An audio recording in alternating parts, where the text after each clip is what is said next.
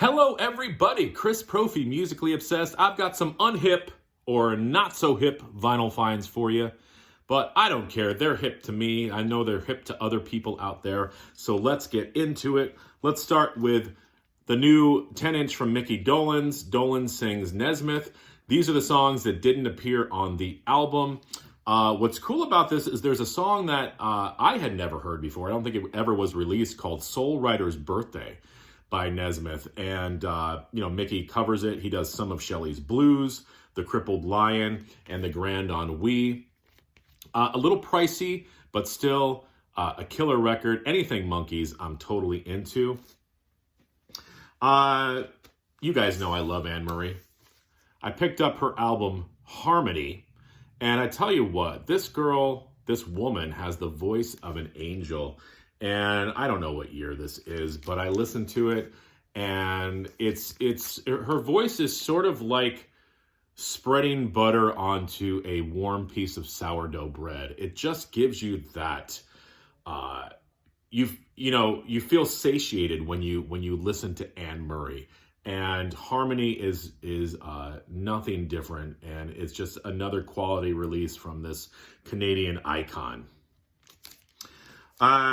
Picked up the Broadway soundtrack for Baby, and a lesser known Broadway soundtrack from the 80s.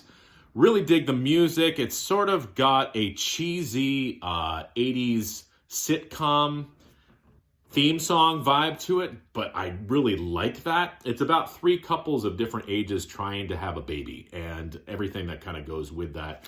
So sort of a strange idea for a musical, but it sort of works. But I really like the music, so I picked that up. Now this next one, I think he's hip, but a lot of people might not. Rod McEwen found this album, another one of his symphonies. This is Symphony Number 1. All Men Love Something with the Westminster Symphony Orchestra. Arthur Greenslade, the conductor. Rod McEwen, I've talked about him before, but the man created beautiful music, and I'm not really a huge classical music fan, but I really like Rod McEwen's classical music. I don't know, there's something about it. Maybe there's a kind of a little bit of a pop sensibility to it, but I dig it. Rod McEwen, Symphony Number 1.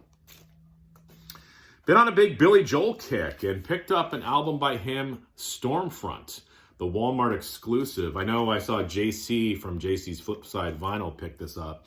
I mean, this has We Didn't Start the Fire, the Downeaster Alexa, I Go to Extremes, Shameless. I kind of like Garth Brooks' version of Shameless better, but I'll give the nod to Billy Joel too. I mean, he's killer.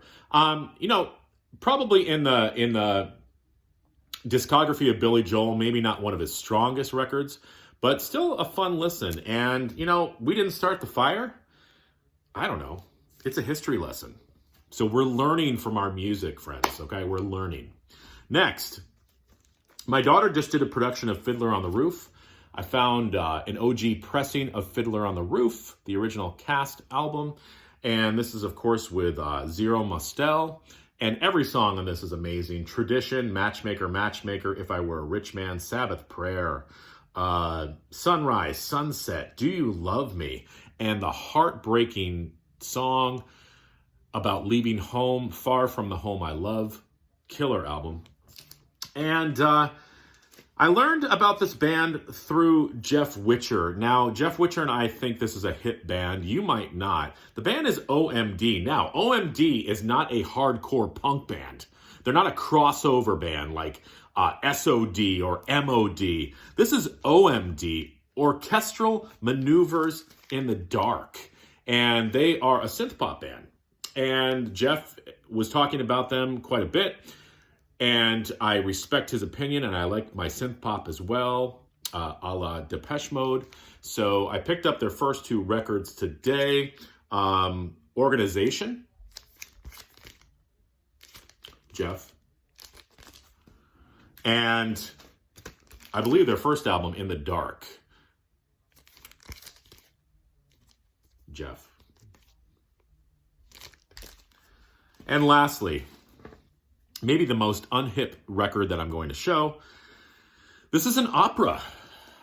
Yeah, I'm not really into opera too much, but I saw this. This is the Ballad of Baby Doe.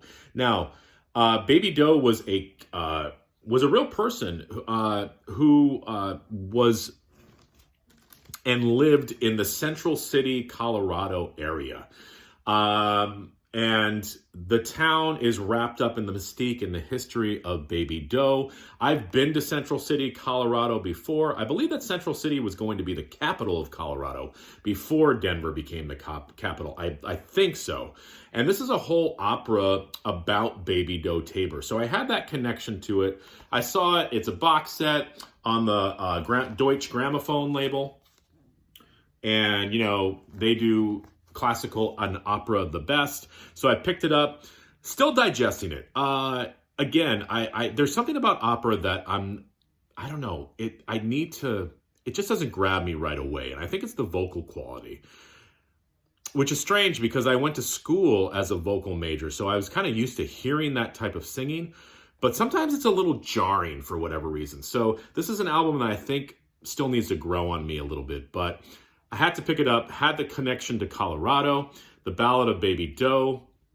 Again, not a huge opera fan, but I'm going to give that one a chance. So there you go, some unhip vinyl finds for you. Enjoy the rest of your weekend.